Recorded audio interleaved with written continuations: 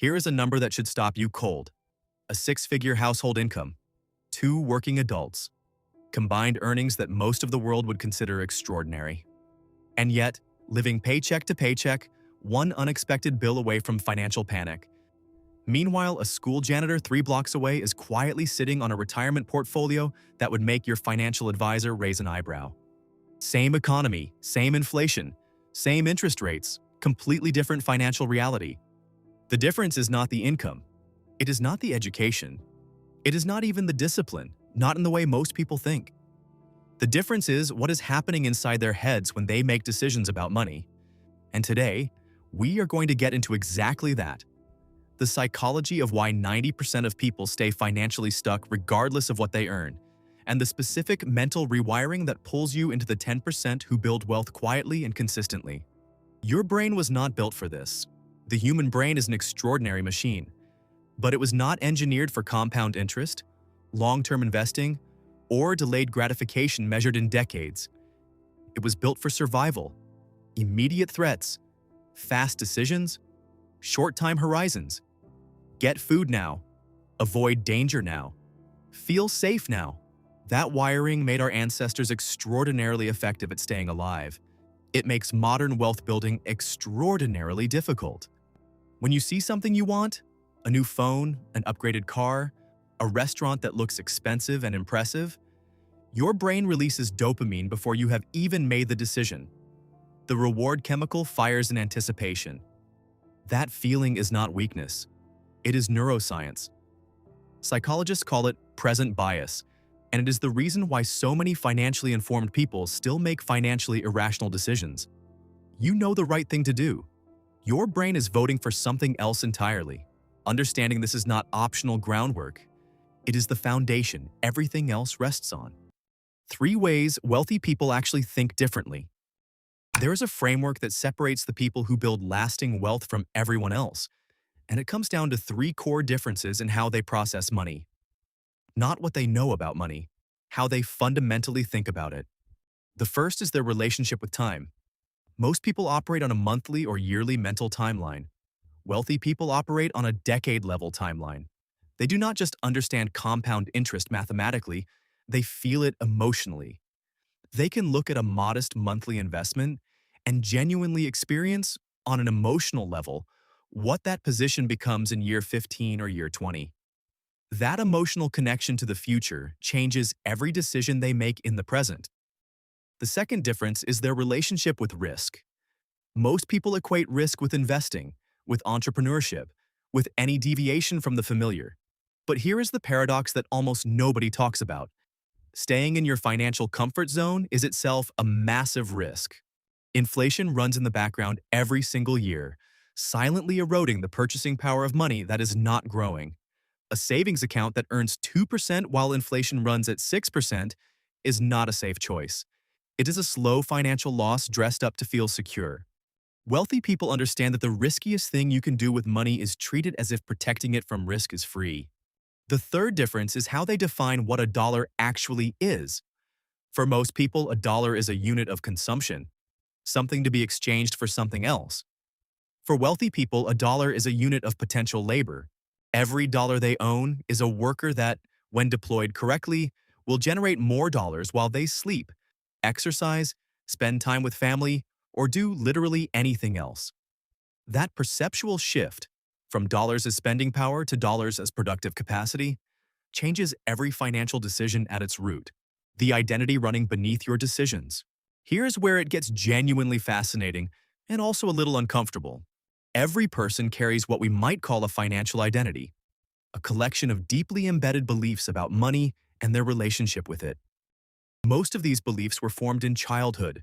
They were absorbed from parents, from cultural messages, from early emotional experiences around scarcity or abundance, and they operate almost entirely below the level of conscious awareness. Maybe you grew up in a household where money was always a source of tension. Maybe the message you absorbed was that wanting more was greedy, or that financial struggle was simply what people like you experienced. These are not logical conclusions you arrived at. They are emotional grooves worn deep by repetition, and your brain has been navigating those grooves ever since. The brain has a filtering system called the reticular activating system. Its job is to filter the overwhelming flood of information you encounter every day down to what is relevant to your existing beliefs. If your financial identity says you are bad with money, this system will highlight every mistake you make and quietly obscure every win. If your financial identity says wealth is possible for someone like you, the same system starts surfacing opportunities, connections, and information that was always there but previously invisible. Changing your financial identity is not a soft, feel-good exercise. It is the most structurally important change you can make. The emotional spending pattern. Most people never identify. Consider what is happening beneath the surface of impulsive financial decisions. It is rarely just carelessness or ignorance. Most impulsive spending is emotional regulation. When someone feels stressed, overwhelmed, anxious, or simply drained at the end of a difficult day, small purchases create a temporary chemical reset. A snack, a coffee upgrade, a clothing item, an app subscription. None of these feels significant in isolation. Together, they form a pattern of using spending to manage emotional states. The person who breaks this pattern does not do it through willpower. Willpower is a finite resource and it depletes under exactly the conditions: stress, fatigue, overwhelm, when this pattern gets triggered. The person who breaks it does it through curiosity first. They ask not just what they are spending, but why. What emotional state precedes the purchase? What need is the spending attempting to meet? When you identify the emotional trigger, you can address the trigger directly instead of fighting the behavior with sheer discipline. And when the emotional trigger is addressed, the money that was leaking out every month becomes available for redeployment into an index fund, into an asset, into the loop that eventually runs without you. You have probably heard of the Stanford marshmallow study. Children who waited for a second marshmallow instead of eating the first one immediately went on to demonstrate better outcomes across education, health, and career. The study has been cited endlessly as proof that self-control predicts success. But here is what gets left out of most retellings. Delayed gratification is not primarily a willpower skill. It is an imagination skill. The children who waited were not gritting their teeth and suffering through the wait. They were redirecting their attention, singing songs, covering their eyes, playing games with themselves. They were making the future feel real and present enough to be worth waiting for. Wealthy people do this instinctively with money. They do not just know their investments will grow. They visualize what financial freedom actually looks like, feels like, and enables in their daily life. They build an emotional connection to the future version of themselves who no longer trades time for money out of necessity. That connection makes present sacrifice feel less like deprivation and more like construction. How the rewiring actually happens. Your brain is not fixed. Neuroplasticity, the brain's documented ability to form new neural pathways throughout life, means that financial psychology is genuinely changeable.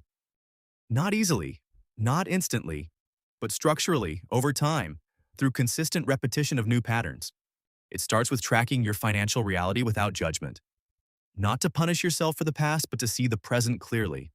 It continues with automation, removing as many good financial decisions as possible from the domain of daily willpower. It deepens through continuous education that gradually replaces fear-based money beliefs with competence-based ones. And it accelerates when you shift from goal language to identity language.